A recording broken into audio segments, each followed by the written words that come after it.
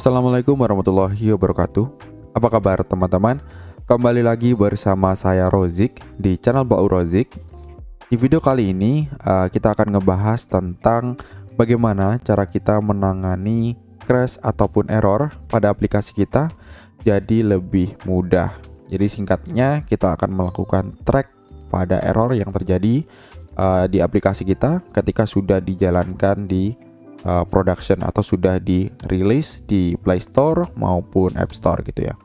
Oke, langsung saja di sini saya akan mengenalkan teman-teman kepada Firebase Crashlytics. Mungkin teman-teman ada yang udah pernah menggunakan, nggak apa-apa. Stop it. Get some help. Buat teman-teman yang belum tahu apa sih itu Firebase Crashlytics, ini saya sudah buatkan website atau page menggunakan Notion. Nanti linknya akan saya share di kolom deskripsi. Apa sih itu Firebase Crashlytics ya? Firebase Crashlytics adalah solusi crash reporting yang ringan dan bekerja secara real time untuk membantu melacak, memprioritaskan, serta memperbaiki masalah stabilitas yang mengurangi kualitas dari aplikasi. Jadi pada intinya nanti ketika aplikasi kita mengalami error ataupun crash, bug gitu ya, nanti secara otomatis, secara real time ya, aplikasi kita akan mengirimkan data ya berupa objek ke Firebase ya, Firebase yang kita hubungkan dengan aplikasi kita. Jadi nanti kita bisa menganalisa crashnya ya, menganalisa penyebab dari error tersebut sehingga kita bisa jauh lebih cepat menanganinya gitu ya. Nice. Tentu saja akan selalu ada kemungkinan aplikasi kita mengalami error yang tidak kita expect gitu ya. Error yang mungkin belum kita handle. Ya namanya kita juga manusia, tidak luput dari kesalahan ya. Error bagi seorang programmer itu sudah hal yang biasa, makanan sehari-hari. Oke, kita lanjut. Package apa aja yang akan kita gunakan nantinya ya, setidaknya ada dua teman-teman. Yang pertama ada Firebase Core, kemudian yang kedua ada Firebase Crashlytics itu sendiri. Di sini saya sudah buka ya, ini adalah inti dari package Firebase itu sendiri. Saat ini versinya 2.15, kemudian ada Firebase Crashlytics ya, versinya saat ini 3.3.4. Kebetulan di sini saya sudah install juga project baru Flutter. Projectnya sangat sederhana aja ya. Ini baru install, benar-benar fresh banget. Teman-teman bisa lihat di sini masih ada komen-komen defaultnya. Oke, nggak apa-apa. Kemudian di sini saya juga sudah install kedua package tadi, teman-teman. Ya, di bagian dependencies ya, teman-teman tambahkan aja dua package tadi seperti ini gitu ya. Kemudian kalau sudah jalanin Flutter pub-get. Atau kalau teman-teman pakai VS Code tinggal save aja, nanti automatically dia jalanin Flutter pub-get. Oke, langsung saja ya, karena kita menggunakan fitur dari Firebase ya, pastinya kita harus login dulu ke Firebase menggunakan akun Google teman-teman. Buka aja Firebase ya .google.com. Oke, kalau sudah teman-teman bisa masuk ke Go to Console.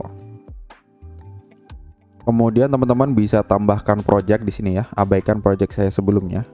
Bahkan add project, kemudian masukkan nama project dari aplikasi teman-teman. Kita akan buat dengan nama Firebase Crashlytics App, gini aja gitu ya. Kemudian klik continue, lalu teman-teman bisa nyalakan ini opsional untuk Google Analytics ya. Saya sarankan, cuman karena ini projectnya adalah project test, jadi kita matikan aja. Sebenarnya untuk best practice penggunaan Firebase Crashlytics ya, teman-teman harusnya nyalain ini ya.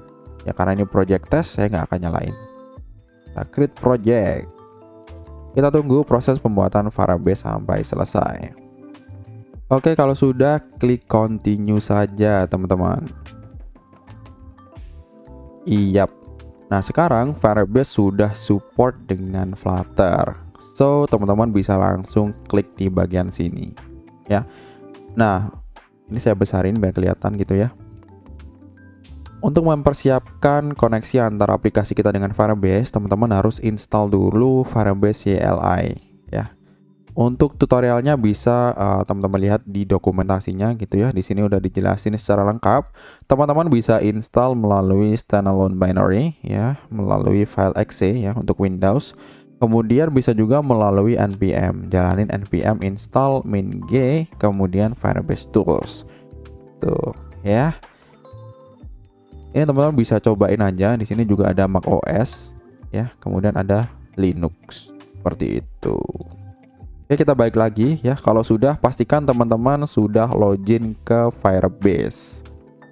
Di sini saya ada catatan ya untuk instalasi Firebase itu sendiri. Ketika teman-teman sudah menjalankan atau menginstal Firebase CLI, ketika teman-teman menjalankan Firebase login atau command Firebase, tapi responnya adalah not recognized atau tidak dikenali, baik dijalankan di CMD maupun di terminalnya VS Code ya, teman-teman bisa coba buka dengan klik kanan ya VS Code-nya, kemudian pilih Run as Administrator, kemudian jalankan kode ini ya.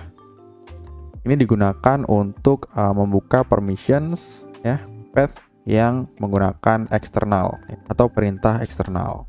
Oke, kalau sudah harusnya nanti teman-teman bisa menjalankan Firebase login ya. Teman-teman login aja ya, jalanin Firebase login. Nanti teman-teman akan masuk ke halaman login Google untuk memilih akun mana yang akan diloginkan ke Firebase. Karena di sini saya sebelumnya sudah login ya, harusnya nanti kalau udah login munculnya seperti ini teman-teman. Akan muncul already login in as email teman-teman. Oke. Seperti itu kalau udah login. Kalau sudah, teman-teman bisa lanjut ke proses berikutnya. Install SDK Flutter ya, Flutter Create ini kita udah bikin juga. Next. Lalu selanjutnya kita jalankan untuk menginstal Flutter Fire CLI teman-teman ya. Ini kita copy aja. Kemudian kita masuk ke dalam VS Code, kita paste, lalu enter. Tunggu prosesnya ya, instalasinya sampai selesai. Oke, kenapa ini error? Kita enter dulu. Kita coba lagi. Mungkin karena masalah koneksi mungkin ya. Jadi pastikan koneksi internet teman-teman stabil juga. Oke, sudah terinstall. Nah, di sini kita dikasih peringatan. Jadi kita harus mendaftarkan path ini ya ke dalam path environment. Ya, di sini dikasih tahu kalau ini bukan atau ini belum terdaftar di dalam path di komputer kita. Ini kita copy dulu gitu ya. Kemudian teman-teman boleh masuk ke dalam path environment ya. Teman-teman search aja path, nanti muncul seperti ini. Ya, kemudian pilih yang bagian ini, environment variable. Kemudian pilih di bawah ini cari yang namanya path nih ya, teman-teman. Teman-teman pastekan aja tadi ya. Kita paste di sini seperti ini. Kalau sudah oke. Ya. Oke, kemudian oke seperti ini. Kalau sudah, kita lanjutkan ke proses berikutnya. Kita jalankan Flutterfire configure. Kita copy gitu ya. Kalau sudah, ini kita paste di sini. Biar.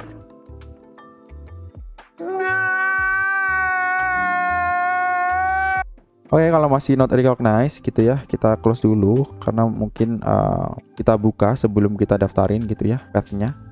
Kita close dulu, kita buka ulang. Oke, kita balik lagi. Ini kita clear dulu.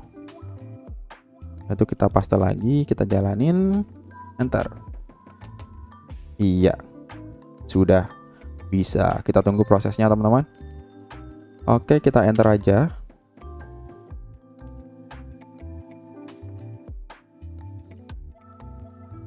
Iya, kalau udah sukses ya, nanti teman-teman akan dibuatkan secara otomatis file Firebase options gitu ya. Ini untuk settingan Firebase kita nantinya. Oke, kalau sudah, kita lanjut step berikutnya ya. Kita next aja.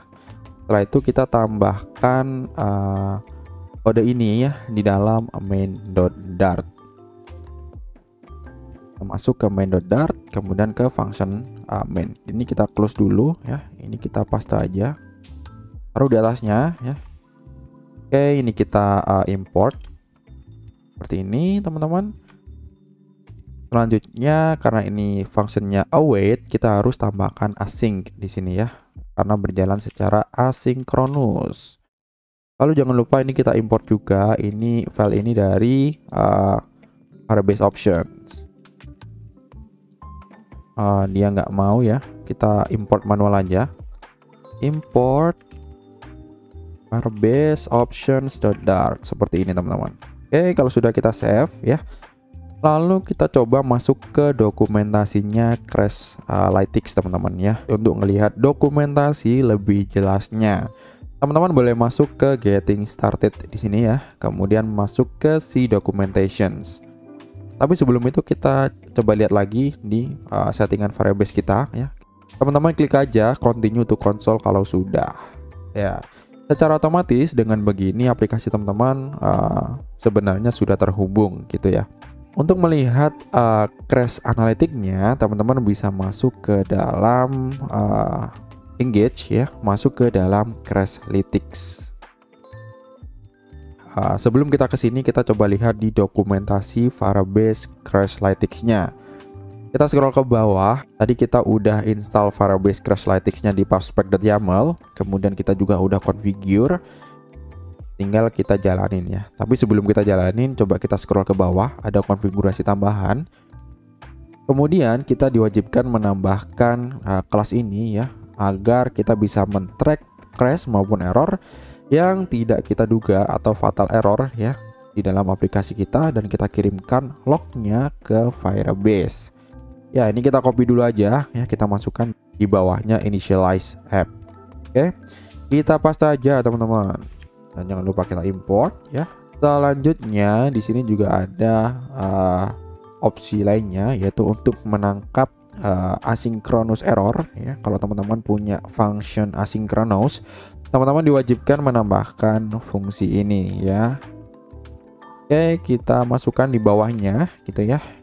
Jangan lupa kita import juga gitu. Kalau sudah kita save, dan jangan lupa pastikan tambahin widget Flutter binding. Nah, kita copy aja, kemudian kita masukkan di paling atas seperti ini. Sudah kita save ya. Lalu kita lihat lagi. Sekarang kita coba lakukan tes error gitu ya. Tes error di dalam aplikasi kita. Caranya gampang sekali ya. Teman-teman tinggal tambahin throw exception. Tinggal copy aja ya on press-nya. Kemudian kita masukin di mana ya? Kita masukin di ini aja ya, di tombol floating action button di plus gitu ya. Biasanya kan isinya increment counter, kita ganti aja ya, ini kita komen aja defaultnya, pressnya kita ganti jadi throw exception. Kita tesnya dengan seperti ini aja, simple aja. Oke, kalau sudah kita bisa langsung jalankan aplikasi kita ya di real device maupun emulator. Oke, di sini saya akan coba jalanin emulator terlebih dahulu.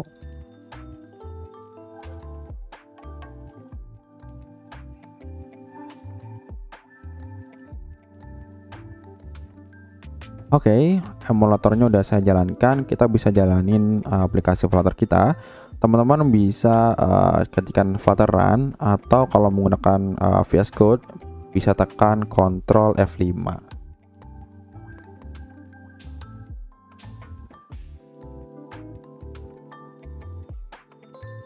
Oke, kita tunggu aplikasinya berhasil dijalankan di emulator. Oke, kalau sudah, kita bisa coba tes dengan menekan tombol floating action button tadi ya teman-teman, yang kita set jadi throw exception gitu ya. Kalau kita klik, harusnya akan muncul error seperti ini ya. Nggak masalah, ini memang kita sengaja seperti ini. Oke, selanjutnya kita coba cek di Firebase ya. Harusnya muncul di Crashlytics-nya. Kita masuk ke Firebase kita ya. Dia itu real time teman-teman ya. Kalau sudah, dia akan ngebaca errornya gitu ya. Secara otomatis dia ngedetect error teman-teman. Di sini dia ngasih tahu kita kalau instalasinya sudah sukses ya. Kita bisa go to Crashlytics dashboard. Seperti yang bisa teman-teman lihat, di sini dia sudah ngebaca ada crash 1 gitu ya. Ini yang tadi kita lakukan, yaitu error ketika menekan floating action button. Kita coba klik di sini ya untuk lihat detailnya. Kita scroll ke bawah, kita juga bisa lihat di sini errornya apa gitu ya. Bisa kita lihat di sini exceptions, error through when handling gesture. Di sini dijelaskan bahwa kita berada di dalam my home page. Kemudian kita bisa lihat key-nya. Key-nya itu adalah bentuknya exception gitu ya. Atau kita juga bisa lihat log-nya, kapan waktu error itu terjadi. Bahkan kita dikasih tahu secara detail device-nya ya, modelnya apa, kemudian orientation-nya seperti apa gitu ya, RAM-nya, kemudian operating system-nya gitu ya, kapan crash itu terjadi ya, kemudian versi app-nya itu berapa, dijelaskan secara detail di dalam Firebase Crashlytics ini teman-teman. Ketika teman-teman sudah menyelesaikan bug ini atau menyelesaikan crash ini, teman-teman bisa mengubah statusnya jadi close atau di sini juga ada mute gitu ya. Bahkan teman-teman di sini bisa ngasih note ya, book gitu ya, misalnya add note juga bisa seperti ini. Kemudian teman-teman ubah statusnya jadi close seperti ini gitu ya. Jadi kalau teman-teman balik lagi, tidak ada bugnya, udah terselesaikan gitu ya, seperti itu. Nah di sini teman-teman ada warning bahwasanya memang Crashlytics ini best practice-nya kita menggunakan Google Analytics ya, karena kita menggunakan project test. Jadi tadi saya matikan. Teman-teman benar-benar saya sarankan untuk menyalakan Google Analytics-nya. Nanti bisa connect dengan Firebase Analytics gitu ya. Oke, mungkin untuk video ini cukup begitu aja teman-teman.